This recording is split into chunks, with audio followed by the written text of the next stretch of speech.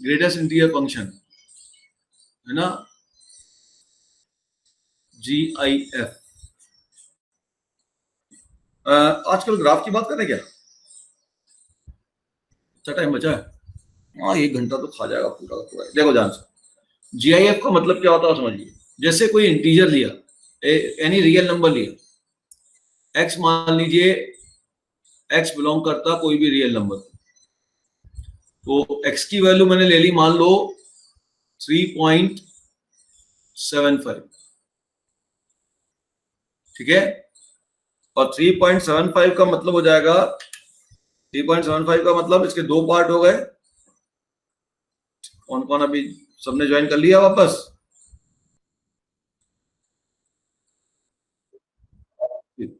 3.75 में देखो दो पार्ट हैं, एक है 3 और एक है 0.75। हाँ सर। तो इसके दो पार्ट हैं, इसको हम कहते हैं इंटीग्रल। तो किसी भी इंटीजर का, किसी भी रियल नंबर का जो इंटीग्रल पार्ट है, इसी का नाम है greatest integer function, provided fractional part positive. ये बेसिक बात है। किसी भी रियल नंबर का जो इंटीग्रल पार्ट है, that is the greatest integer function of that number, provided fractional part is positive. और जो पॉजिटिव फ्रैक्शनल पार्ट है, इसी को हम कहते हैं फ्रैक्शनल पार्ट ऑफ एक्स। ठीक है, क्लियर? तो लेकिन ध्यान रखना कि ये उस समय ग्रेटेस्ट इंटीजर होगा जब फ्रैक्शनल पार्ट पॉजिटिव होगा। ठीक, अच्छा, ये तो एक बात समझ में आ गई। तो कोई आपसे बोले कि ग्रेटेस्ट इंटीजर 3.75 क्या होगा, तो आप बोलोगे साहब 3.75 का ग्रेटेस्ट इंटीजर 3 होगा। जो इंटीग्रल पार्ट है वही ग्रेटेस्ट इंटीजर है, तो इसका ग्रेटेस्ट इंटीजर 3 होगा। तो इसको हम रिप्रेजेंट इस तरीके से करते हैं, ये इसका नोटेशन है ग्रेटेस्ट इंटीजर को रिप्रेजेंट करने का, and this is equal to 3। ठीक है, अच्छा। अब अगर बच्चा बोले कि x की वैल्यू में -3.75 लूंगा, अब क्या होगा? ये हो जाएगा -3 -0.75। लेकिन अब जो फ्रैक्शनल पार्ट है वो तो नेगेटिव हो गया। आपने तो कहा था पॉजिटिव होना चाहिए, तो ठीक है, -3 -1 +1 -0.75, 1 में से माइनस कर दिया इसको। Now this will become -4 +0.25। तो अब ये जो -4 आया है, ध्यान देना, ये जो -4 आया है ये है ग्रेटेस्ट इंटीजर फंक्शन, और ये जो आया ये फ्रैक्शनल पार्ट ऑफ एक्स। ये कहा, समझ में आई मेरी बात? तो what is greatest integer of -3.75? तो आप कहोगे -4। And what is fractional part of, fractional part में ये लिख देता हूं, what is fractional part of -3.75? तो 0.75 नहीं है, वो है आपका 0.25। ध्यान रखना इसका। यहां पे फ्रैक्शनल पार्ट क्या होगा, अगर इसका बोलेगा कोई, सब इसका फ्रैक्शनल पार्ट क्या है, तो फ्रैक्शनल पार्ट ऑफ 3.75 वो है आपके पास 0.7, क्योंकि पॉजिटिव है। ठीक है, ये बात समझ में आई कैसे ग्रेटेस्ट इंटीजर देखना है। अब ग्रेटेस्ट इंटीजर का मतलब क्या है? जैसे आपसे किसी ने कहा, ये एक बात समझ में आई, ग्रेटेस्ट इंटीजर का मतलब है किसी भी रियल नंबर का integral part provided fractional part is positive. One way of defining it, या बहुत easy way of defining it.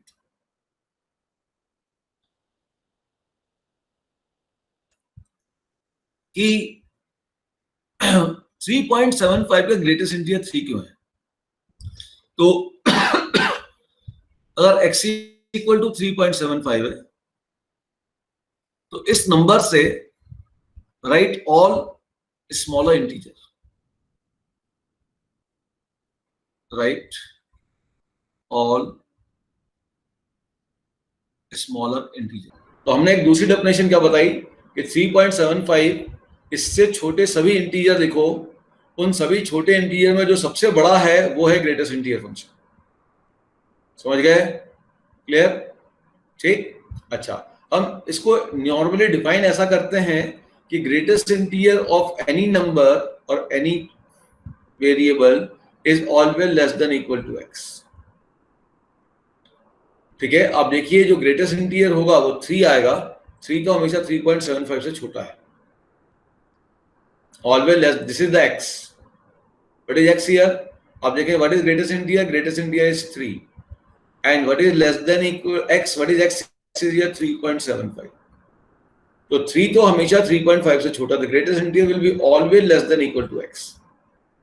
ये एक्स वो इनपुट है जो ग्रेटेस्ट इंटीजर के अंदर होता है और ये ग्रेटेस्ट इंटीजर उसका आउटपुट है। तो ये जो आउटपुट होगा वो हमेशा इस इनपुट से छोटा या बराबर होगा। बराबर कब होगा? जब मैंने कहा मान लो 3 का ग्रेटेस्ट इंटीजर पूछ लिया, तो 3 का ग्रेटेस्ट इंटीजर 3 होगा, तो बराबर भी हो जाएगा। So this is the definition which we give for greatest integer, that is fx is a greatest integer x and greatest integer of any number or a function is always less than equal to x। इतना clear हो गया? ठीक है, चलिए अब greatest integer graph बनाते हैं। इसकी प्रॉपर्टियां मालूम है? ये बोलते नहीं हो यार, प्रॉपर्टी मालूम है नहीं मालूम है भाई? चलो ध्यान दो, ग्रेटेस्ट इंटीजर का ग्राफ बना ले, तो कैसे बनाओगे कोई बताएगा? उसके लिए पूरी कहानी समझानी पड़ेगी मुझे and it will take time. Suppose कर लो x की वैल्यू 2 है, तो ग्रेटेस्ट इंटीजर x कितना हो जाएगा? 2 हो जाएगा। x की वैल्यू 2.1 है, तो अपने आप से क्वेश्चन पूछो क्या 2.1 इंटीजर है? नहीं। तो 2.1 से इमीडिएट छोटा इंटीजर कौन है? 2 है। सपोज कर लो x की वैल्यू 2.7 है, क्या 2.7 से इमीडिएट छोटा इंटीजर कौन है? 2 है। x की वैल्यू सपोज कर लो 2.99 है, तो 2.99 से इमीडिएट छोटा इंटीजर कौन है? 2 है। तो क्लियर दिख रहा है कि अगर x की वैल्यू ध्यान से देखो, इसको मैं अब रेड पेन से लिख दूं, अगर x की वैल्यू 2 से 3 के बीच में ले लो, तो ग्रेटेस्ट इंटीजर की वैल्यू हमेशा 2 आएगी, मतलब छोटी वाली आएगी। अगर x को 2 लगातार इंटीजर के बीच में रखोगे तो ग्रेटेस्ट इंटीजर हमेशा पहले वाला इंटीजर आएगा। मतलब अगर x को आप 3 से 4 के बीच में लोगे तो ग्रेटेस्ट इंटीजर क्या आएगा? 3 आएगा। अगर x को आप 0 से 1 के बीच में लोगे तो ग्रेटेस्ट इंटीजर क्या आएगा? आपका 0 आएगा। अगर x को आप -2 से -1 के बीच में लोगे तो ग्रेटेस्ट इंटीजर क्या आएगा? -2 आएगा।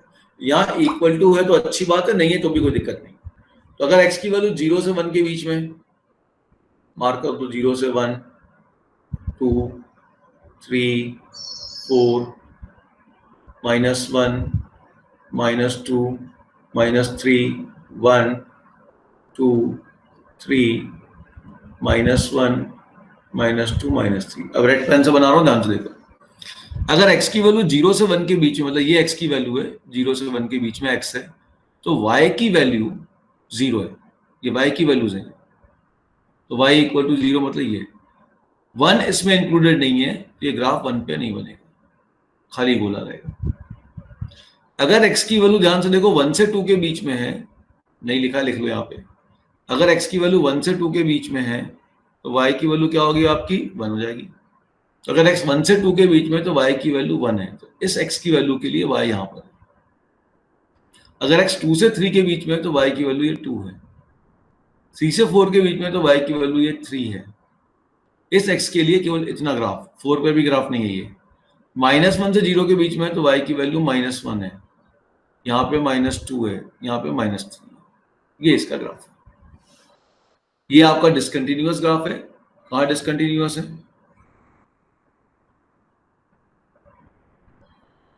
एट x इक्वल टू और इंटीजर। ठीक, ओके। अच्छा, इस ग्राफ को बनाने का दूसरा तरीका देखिए, ये तो अपन ने वैल्यू से बना दी, ठीक है ना। अब मैं ग्राफ बनाना चाहता हूं y इक्वल टू एक्स से y equal to greatest integer x का, ये मेरा मेन काम है। तो चलिए y equal to X line खींच दो। अच्छा, मुझे x का आउटपुट तो नहीं मालूम, x की वैल्यू कहाँ कहाँ जाएगी ये तो मुझको नहीं मालूम, लेकिन मुझे ये बहुत क्लियर है कि जो y का आउटपुट है वो हमेशा इंटीजर होगा। इसका जो आउटपुट आएगा मतलब y की वैल्यू हमेशा इंटीजर आएगी। सो मार्क इंटीजर, सुनो ध्यान से, mark integer on y axis.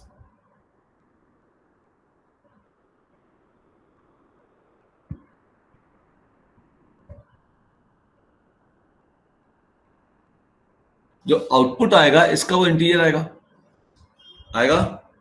Clear? भाई y का जो आउटपुट आएगा वो क्या आएगा, इंटीजर ही आएगा ना, तो mark integer on y axis पे इंटीजर मार्क कर दिया, ठीक, ओके। अब क्या करोगे, ध्यान से देखो, अब यहां जो इंटीजर मार्क किया था y एक्सिस पे, वहां से पैरेलल लाइन खींचो x एक्सिस के,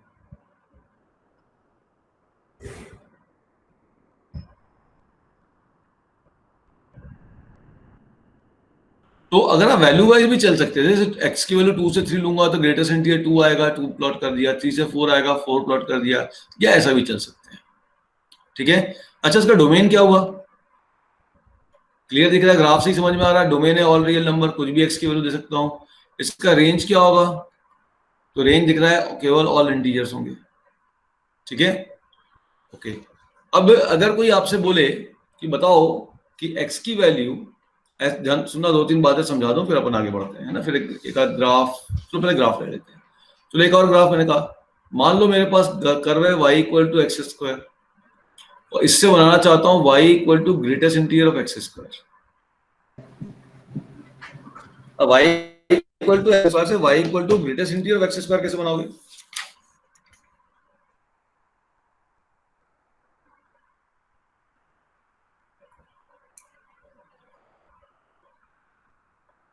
ग्रेटेस्ट इंटीजर एक्स स्क्वायर बनाना है कि ग्रेटेस्ट इंटीजर एक्स का होल स्क्वायर बनाना है, पहले ये सोचो।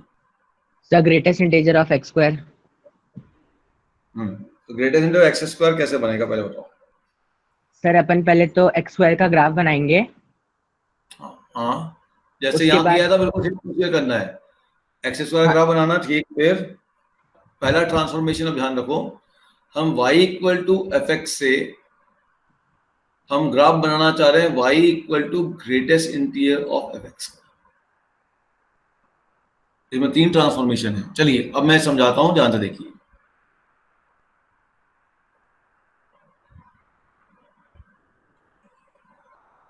y equal to X square का आप ग्राफ बना लीजिए। सबसे पहले जहां पे कट कर रही है यहां से वर्टिकल लाइन ड्रॉ करिए,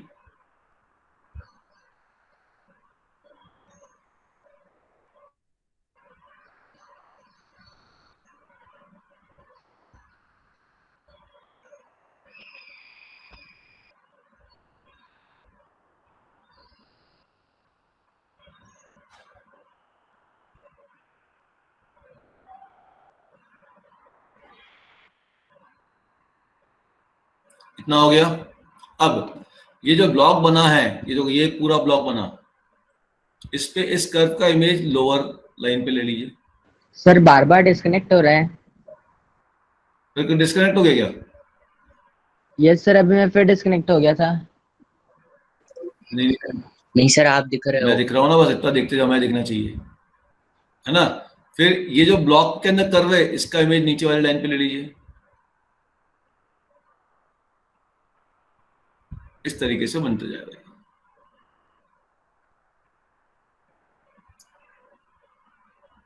ऐसा, ठीक।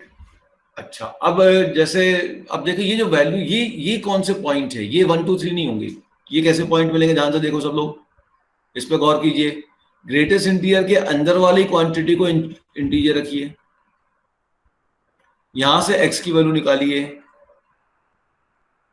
ये जो x की वैल्यू आएगी वो ये पॉइंट होंगे, 0, रूट ले रहा हूं तो प्लस माइनस आएगा, तो plus minus √1, plus minus √2, plus minus √3, plus minus √4, plus minus √5, तो ये जो पॉइंट है ये 1 होगा, ये आपका √2 होगा, ये आपका √3 होगा, ये आपका √4 होगा, ये आपका -1 होगा, ये -√2 होगा, ये -√3 होगा, और ये आपका -2, ठीक है।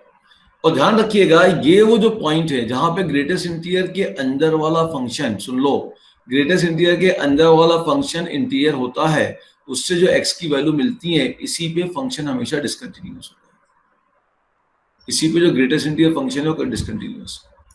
तो अगर कोई बोले कि भाई ग्रेटेस्ट इंटीजर एक्स स्क्वायर की डिसकंटिन्यूटी पॉइंट क्या है, तो सीधा सीधा ब्रेक कर दीजिए, ये है वो डिसकंटिन्यूटी पॉइंट। ग्राफ बनाने स्कूल में अगर स्कूल में उन्होंने पूछा डिसकंटिन्यूअस प्रूफ करो तो अपन ऐसे कर सकते हैं क्या? नहीं, हाँ, तो फिर आपको लेफ्ट राइट लिमिट निकालनी पड़ेगी वहां पर पूरा मेथड। पूरा मैटर। ठीक है, समझ में आ गई ये बात? अब सुन लो मेरी बात अगली, इतनी बात समझ में आई सबको? अच्छा, अब अगर मैं मान लो क्वेश्चन ऐसा दूं आपको कि integral 0 to 2 greatest integral x square dx, इस साल आया बोर्ड में, ये पहले ग्राफ समझ में आया? पहले ये बताइए आप लोग। y की वैल्यू ध्यान से देखो हमेशा इंटीजर है, तो मैंने इंटीजर मार्क किए, पैरेलल लाइन खींची, जहां कट किया वहां से वर्टिकल लाइन खींची, जो ब्लॉक बना उस ब्लॉक के अंदर कर्व का इमेज लोअर लाइन पे ले लिया। आप इसको वैल्यू टू वैल्यू भी कर सकते थे। देखो x की वैल्यू 0 से 1 के बीच में लूंगा तो एक्स स्क्वायर की वैल्यू भी 0 से 1 के बीच में ही आएगी, तो ग्रेटेस्ट इंटीजर 0 आएगा। x की वैल्यू अगर मैं 1 से 2 के बीच में लूंगा, ऐसा भी सोच सकते हो आप, सुनो ध्यान से, बच्चा ऐसा सोचेगा ना 0 से 1, 1 से 2। अगर x की वैल्यू 1 से 2 के बीच में लूंगा तो एक्स स्क्वायर की वैल्यू तो 1 से 4 के बीच में चली जाएगी, और 1 से 4 के बीच में ग्रेटेस्ट इंटीजर 1 भी हो सकता है, 2 भी हो सकता है, 3 भी हो सकता है। तो इसका मतलब मैं x की वैल्यू 1 से 2 के बीच में नहीं ले सकता। अब उसको बाइफरकेट करेंगे, तो हम कहेंगे नहीं, x की वैल्यू हम 1 से √2 लेंगे, तो एक्स स्क्वायर की वैल्यू 1 से 2 के बीच में जाएगी। हमें एक्स स्क्वायर की वैल्यू को दो लगातार इंटीजर के बीच में रखना है, तो एक्स स्क्वायर को 1 से 2 के बीच में लेंगे हम, तो x 1 से √2 जाएगा, उल्टा लिखना सोचना पड़ेगा। ठीक है, तो उस केस में हमारे पास जो रिजल्ट आएगा वो 1 आएगा, तो यहाँ 1 मार्क कर देंगे। अब एक्स स्क्वायर की वैल्यू अगर 2 से 3 के बीच में होगी तो ग्रेटेस्ट इंटीजर 2 होगा, लेकिन उस केस में x की वैल्यू क्या होगी, 2 से √3 होगी। तो ये उल्टा फिर आप ऐसा पुटिंग कर करके भी वेरिफिकेशन से कर सकते हैं। समझ में आ गई मेरी बात सभी को? अब जैसे मान लो ये क्वेश्चन आ गया कि साहब इसको इंटीग्रेट करना है, तो सीधा सीधा क्या करना है, इंटीग्रेट करना है, मतलब इसको उठा के ब्रेक कर दिए, कहां पे, जहां पे ये डिसकंटिन्यूअस होगा। इंटीग्रेशन के लिए फंक्शन को कंटिन्यूअस होना जरूरी है। तो ग्राफ से क्लियर है 0 से 2 के बीच में कौन कौन से पॉइंट पे डिसकंटिन्यूअस है, 1 पे है, √2 पे है, √3 पे है, तो ब्रेक करिए।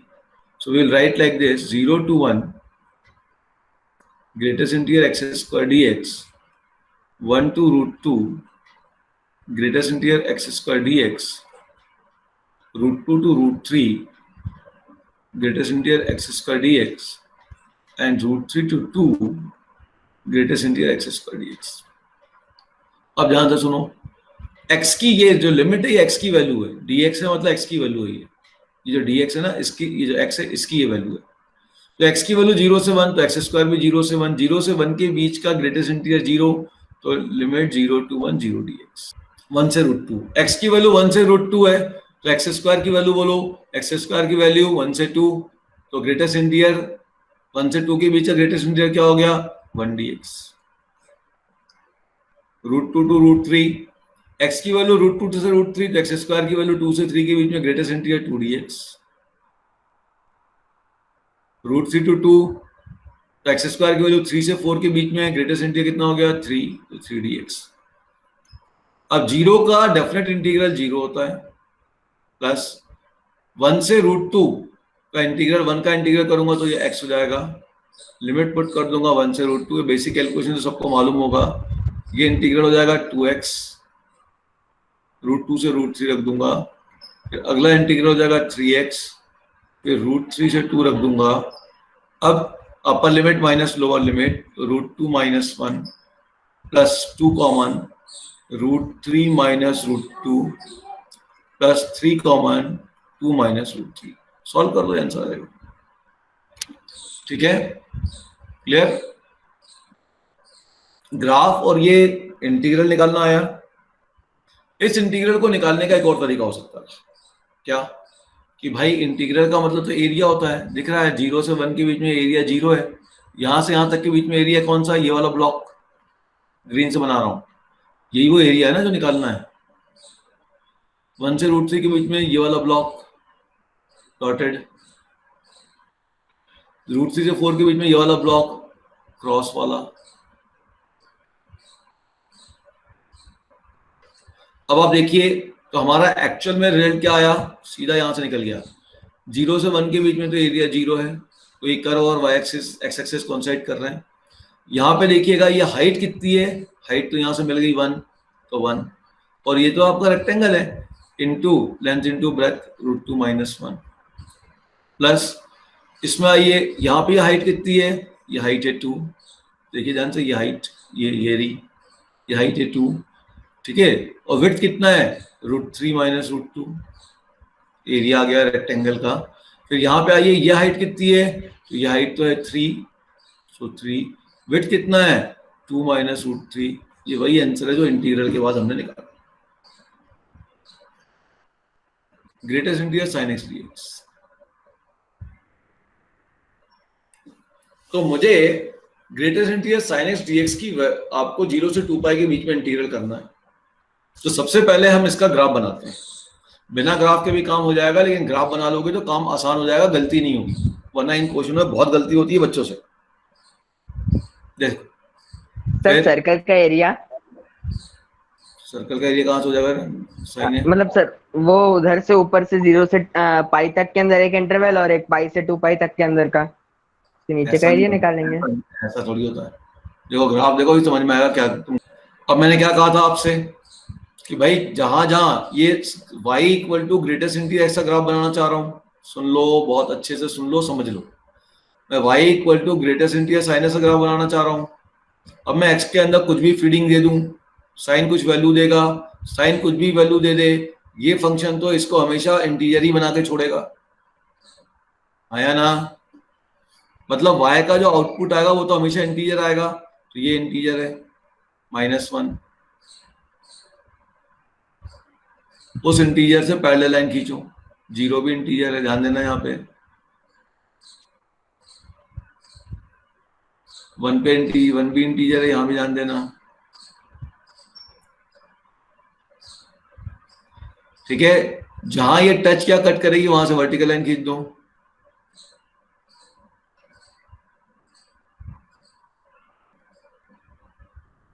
हो गया ये। अब ये जो ब्लॉक बना इसके अंदर एक कर्व है, इसका इमेज नीचे वाली लाइन पे ले लो, ये π/2 पे देखो कहां पे π/2 पे कर्व यहाँ पे आ गया, ये पॉइंट होगा, यहाँ गोला है। फिर देखो ये फिर ब्लॉक बना, इस ब्लॉक के अंदर ये कर्व है, इसका कर्व का इमेज नीचे वाली लाइन पे ले लो, फिर ये ब्लॉक बनेगा यहाँ पे, इस कर्व का इमेज नीचे वाली लाइन पे ले लो, 3π/2 पे -1 आएगा तो ये बोल्ड गोला होगा, इस कर्व का इमेज, इस ब्लॉक का देखो, इस कर्व का इमेज फिर नीचे लाइन पे ले लो, और यहां पे ये ब्रेक हो जाएगा। अब चलिए अब हम वैल्यू वाइज सोचते हैं, कर्व वाइज सोच लिया आपने, जैसे मैंने बनाया, हमने कर्व बनाया sin x का, सबको मालूम है, y एक्सिस पे इंटीजर मार्क किए, तीन ही इंटीजर पॉसिबल है क्योंकि साइन की वैल्यू -1 से 1 होती है, तो -1 0 1, y पे ये तीन वैल्यू पॉसिबल है, उस पे लाइन हमने ड्रॉ की पैरेलल टू x एक्सिस, जहां जहां कट को टच या कट किया वहां से वर्टिकल लाइन ड्रॉ कर दी, जो ब्लॉक बना उसके अंदर कर्व का इमेज नीचे वाले ब्लॉक के लाइन पे ले लिया, और जहां टच किया कर्व ने उसको हमने पॉइंट को बोल्ड कर दिया। कोई प्रॉब्लम? अब सुनो, अब वैल्यू वाइज भी चल सकते थे, अगर x की वैल्यू 0 से π/2 है तो कर्व 0 से 1 के बीच में, तो 0 से 1 के बीच के लिए तो ग्रेटेस्ट इंटीजर 0 होगा, ये आ गया। अगर x की वैल्यू केवल π/2 है तो y की वैल्यू 1 है, तो 1 का ग्रेटेस्ट इंटीजर 1 है, तो π/2 पे केवल वैल्यू 1 मिलेगी। अगर x की वैल्यू π/2 से पाई के बीच में है तो साइन की वैल्यू फिर 0 से 1 के बीच में है, सेकंड क्वाड्रेंट में साइन पॉजिटिव होता है, 0 से 1 के बीच में है, तो 0 से 1 के बीच ग्रेटेस्ट इंटीजर फिर 0 हो गया, कर्व बन गया। अगर x की वैल्यू पाई से 3π/2 के बीच में है तो थर्ड क्वाड्रेंट में साइन नेगेटिव होता है, तो साइन x की वैल्यू कितनी आएगी, -1 से 0 के बीच में, और -1 से 0 के बीच में अगर साइन आ रहा है, दिख रहा ना ये -1 से 0 है कर्व की वैल्यू, -1 से 0 के बीच में अगर साइन की वैल्यू आ रही है, इसका मतलब इसका ग्रेटेस्ट इंटीजर -1 आएगा। 3π/2 पे -1 एग्जैक्ट आ जाएगा, फिर 3π/2 से 2 पाई के बीच में फोर्थ क्वाड्रेंट में फिर साइन नेगेटिव है, फिर वैल्यू -1 से 0 के बीच में, तो ग्रेटेस्ट इंटीजर -1 आएगा। वैल्यू वाइज भी बना सकते हैं, एक तो कैलकुलस की समस्या है। अब चलो देखो ध्यान से देखो, अगर मैं विदाउट इंटीग्रल एरिया निकालूं, एरिया ग्राफ बन गया, व्हाट इज एरिया, 0 से पाई के बीच में तो हाइट है ही नहीं, बोले इस पे है, इस पे हाइट 1 है तो विड्थ नहीं है, तो यहां तक तो एरिया 0 होगा, प्लस यहां तक एरिया इस लाइन का एरिया निकालना विद द एक्स एक्सिस। तो भाई ये विड्थ कितनी है, विड्थ है -1, है ना, और ये डिस्टेंस कितना है, डिस्टेंस है पाई, या -पाई। तो -1 लो कि +1 लो, पहले ये बता दो। यहाँ ये कर्व ये नहीं, यहाँ ये कर्व ये है, तो ये तो एरिया 0 हो गया। जो नीचे कर्व आ जाएगा उसका एरिया क्या होता है, नेगेटिव होता है। तो ये जो एरिया बनेगा वो नेगेटिव एरिया बनेगा। तो अगर मैंने -1 ले लिया खाली, इंटू इसका डिफरेंस से मल्टीप्लाई कर दिया तो भी सही है, ठीक है, -पाई आंसर है। अगर आप 1 लेंथ लेके पाई लिखोगे आंसर तो गलत है। क्यों? क्योंकि ये ग्राफ एक्स एक्सिस के नीचे है, एक्स एक्सिस के बिलो ग्राफ का जो रिजल्ट आएगा वो आपके पास एरिया नहीं है, सॉरी एरिया। सर मॉड लेना पड़ेगा ना? अरे रुक जा भाई, इंटीग्रल, इंटीग्रल -पाई। अगर कर्व एक्स एक्सिस के ऊपर है तो उसका डेफिनेट इंटीग्रल पॉजिटिव होता है, और अगर कर्व एक्स एक्सिस के नीचे है तो उसका डेफिनेट इंटीग्रल नेगेटिव होता है। क्योंकि ये रेड वाला कर्व एक्स एक्सिस के नीचे है तो इसका जो डेफिनेट इंटीग्रल बनेगा वो नेगेटिव बनेगा, क्योंकि ये जो एरिया होता है नीचे वाला वो नेगेटिव एरिया होता है, और ये एरिया 0 बन गया, तो टोटल एरिया नेगेटिव है। डेफिनेट इंटीग्रल की वैल्यू इसकी नेगेटिव है, इसकी वैल्यू नेगेटिव है, इसकी वैल्यू -पाई आ गई। लेकिन अगर इसी क्वेश्चन को मैं एरिया के लिए दे देता, तो एरिया में तो मैंने कहा था कि अगर नेगेटिव एरिया बन रहा है तो बनने दीजिए, उस पर मॉड लगा दीजिए।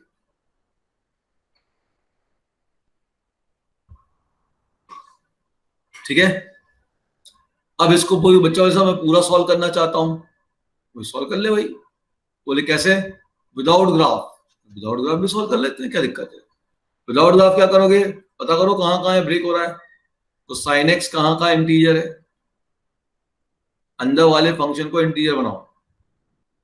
अब इंटीजर साइन की तो 3 इंटीग्रल वैल्यू पॉसिबल है, -1, 0 और 1। अब ये ढूंढो साइन एक्स -1 कब है, तो साइन एक्स -1 तो x इक्वल टू 0 से 2 पाई के बीच में 3π/2 पे ही है खाली। अगला ढूंढो कि साइन एक्स आपका 0 कब है, ये तो x इक्वल टू 0 पे भी है, पाई पे भी है। अगला ढूंढो साइन एक्स -1 कब है, सॉरी +1 कब है, ये तो जब x की वैल्यू π/2 है। ठीक है, तो ये मिल गए पॉइंट जहां पे आपको ग्राफ को ब्रेक करना चाहिए। उठाइए, विदाउट ग्राफ बात हो रही है, विदाउट ग्राफ में लिखने में समय लगेगा। ठीक है, और ये वो पॉइंट होंगे जहां पे फंक्शन डिसकंटिन्यूअस हो सकता है, होगा नहीं, हो सकता है। ग्राफ बनाइए, फिर फाइनल आंसर मिलेगा, है ना। पोलिनोमियल में तो हो गया, लेकिन यहाँ पे देखना पड़ेगा। देखो ध्यान से, 3π/2 मिल तो रहा है, लेकिन 3π/2 का ग्राफ आपका डिसकंटिन्यूअस नहीं है, कंटिन्यूअस है। समझ गए? तो वो फिर ग्राफ फाइनल आंसर देगा। अभी लिमिट की बात करता हूं, तो 0 to 2 pi greatest integer sin x dx है। इसको अब ऐसा लिख दोगे, 0 to कहां पे ब्रेक करूंगा, π/2 greatest integer sin x dx plus π/2 to अगला कहां जा रहा है, pi greatest integer sin x dx, फिर पाई से कहां पे जा रहा हूं, पाई से 3π/2 greatest integer sin x dx, फिर 3π/2 से कहां जाऊंगा, 3π/2 से जाऊंगा 2 pi greatest integer sin x dx। अब आ जाइए, अब अगर x 0 से π/2 के बीच में, तो sin x की वैल्यू 0 से 1 के बीच में, 0 से 1 के बीच में ग्रेटेस्ट इंटीजर 0 होता है। अगर x π/2 से पाई के बीच में है, x अगर इसके बीच में है सेकेंड क्वार्टर में, तो साइन की वैल्यू फिर 0 से 1 के बीच में, तो 0 dx। अब वो आ जाएगा जो रिजल्ट आ रहा है, पाई से 3π/2।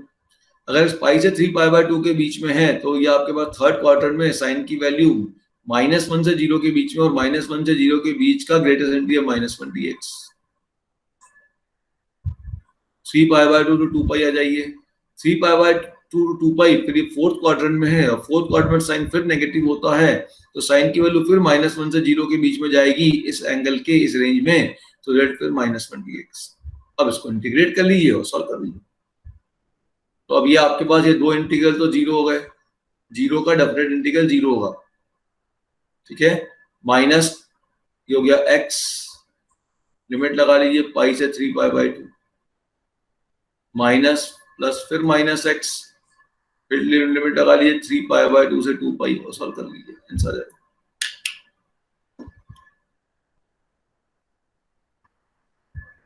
लेकिन अगर आपने ग्राफ बना दिया, क्या कर दिया आपने, क्या मैंने कहा, अगर आपने ग्राफ बना दिया ये, तो फिर तो फटाफट क्वेश्चन हो जाएगा भाई, आया ना, है ना। चलो मैं एक क्वेश्चन देता हूं। अगला मैंने क्या कहा था, आपको इंटीजर मार्क करने हैं यहाँ पे, तो यहाँ पे इंटीजर आपने 1 मार्क कर दिया, 0 मार्क कर दिया, -1 मार्क कर दिया, और नीचे देखोगे तो -2 भी आएगा, और ऊपर देखोगे तो 2 भी आ रहा है, ठीक है। लेकिन अब जहां जहां इंटीजर मिला वहां पे आप लाइन खींच दो पैरेलल टू उससे पास होने वाली। ये भैया हरी हरी लाइन खींच दी, ठीक है, -1 पे भी लाइन खींच दी हरी हरी, और -2 पे भी लाइन खींच दी हरी हरी, और 2 पे भी खींच दी हरी हरी। वैसा कर तो मिल ही नहीं रहा। अब जहां पे कर्व को इसने इंटरसेक्ट किया वहां खींच दो वर्टिकल लाइन,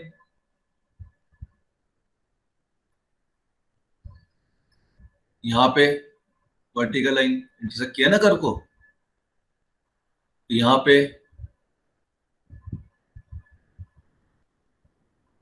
ठीक है, चलो ठीक, ओके। अब चलिए अब आ जाते हैं कर्व के ऊपर। देखिए ध्यान से, एक आप ये वर्टिकल लाइन है यहाँ पे, क्योंकि यहाँ पे इंटरसेक्ट किया, ध्यान देना, ये वर्टिकल लाइन ये भी एक वर्टिकल लाइन है, ये मेरा कहने का मतलब है। ये एक ब्लॉक बना, ये कर्व बना, ये ग्रेटेस्ट इंटीरियर हो गया।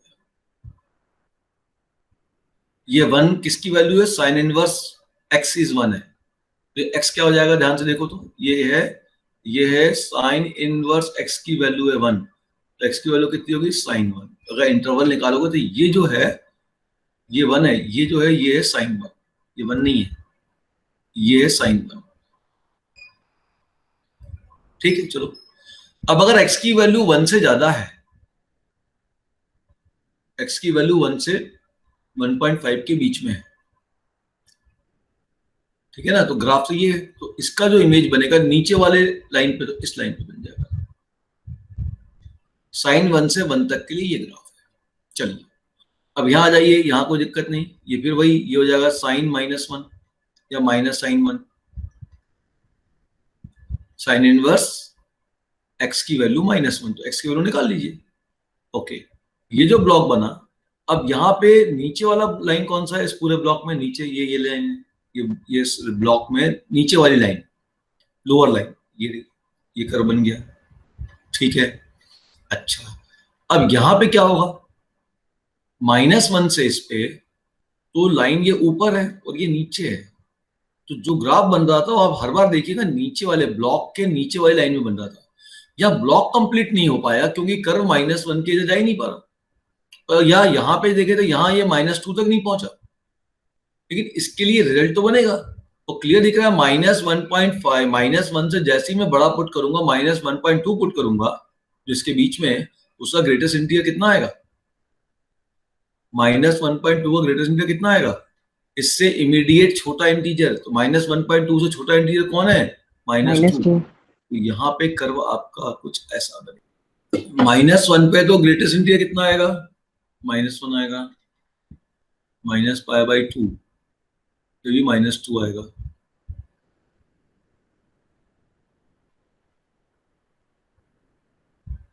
यहाँ भी ओपन जाएगा, ये ओपन आएगा, -1.57 का ग्रेटेस्ट इंटीरियर 2 आएगा, ऐसा बने, ये बोल्ड होगा, ये ऐसा बनेगा ये। बाकी लोग भी जल्दी बनाओ।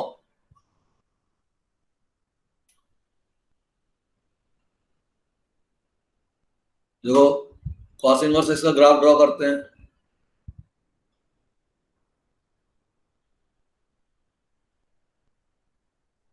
ये ग्राफ जाता है 0 से पाई के बीच में, है ना, और यहां जाता है कितना, -1 से 1 के बीच में, और ये जाता है पाई तक जाता है, ये पाई मतलब 3.14, इसके बीच में आप इंटीजर मार्क कर लो 1, ये π/2 पे कट करता है, 1.57 ये 2 हो गया और ये 3 हो गया, थोड़ा परेशान करेगा ये। अब जहां जहां इंटीजर है वहां वहां पहले ग्राफ बनाओ कॉस का। कॉस का ग्राफ तो ऐसा बनेगा, π/2 से क्रॉस होगा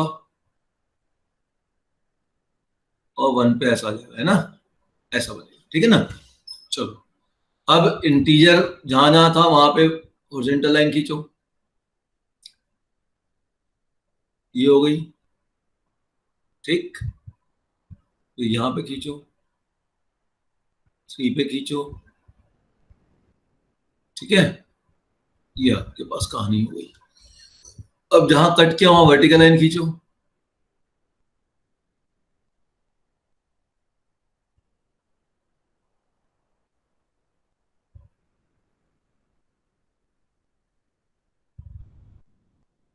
ये 2 जगह बड़ी पास में आ रहा है। अब देखो, अब आपके पास यहां से यहां तक में 0 से 1 के बीच में तो इतना ही कर्व, ये वाला पोर्शन है, ये बनेगा 0, ठीक, ओके। और यहां से यहां तक में तो ये पूरा का पूरा कितना बन जाएगा, ये पूरा वैल्यू कितनी हो रही है, 1 से 2, ये बनेगा 1, 1 तो इधर भी जा रहा है यार, ये हॉरिजॉन्टल लाइन यहां तक जाएगी, यहाँ पे ये कर्व फिक्स वैल्यू लेगा, 1 पे 1 ही मिलेगा, तो यहाँ पे ये गोला मारेगा, ऐसे ही बनेगा ना। तो इधर जब 3 से 3.5 जाऊंगा तो इधर छोटा सा एक और बन जाता है। भाई जो पॉइंट कर्व के ऊपर होता है उसको तो बोल्ड होना ही चाहिए, क्योंकि कर्व को वैल्यू दे रही है। ये वाला पॉइंट, इसका इमेज यहाँ बन रहा है, ये तो कर्व के ऊपर पॉइंट नहीं है, तो यहाँ तो खाली आएगा, सब जगह ऐसे ही चलेगा ये इसका ग्राफ बनेगा। अब आप इस ग्राफ का और इस ग्राफ का कॉमन प्लस माइनस जो करना करते रहिए। तो ये जो पॉइंट होगा ये cos 1 होगा, ये cos 2 होगा। अब आपको देखना पड़ेगा कि कॉमन वैल्यू कहां से कहां तक है, तो 1 से cos 1, 1 से cos 1, फिर इसमें ये वैल्यू है ना, इसमें ये वैल्यू है, फिर cos 1 से sin 1, यहाँ जो भी वैल्यूज है, ऐसे करके आपको चलना पड़ेगा। ये भी ढूंढना पड़ेगा कौन बड़ा और कौन, तो sin inverse x plus cos inverse x का सम 2 चाहिए। दोनों ग्राफ को अगल बगल में रखो, ढूंढो कहाँ सम 2 मिलेगा। देखो यहाँ पे मिल रहा है 1 और यहाँ पे भी मिल रहा है, ये 0 मिल गया, यहाँ पे मिल रहा है 1, तो इस रेंज में 2 होगा, 1 इसका और 1 उसका प्लस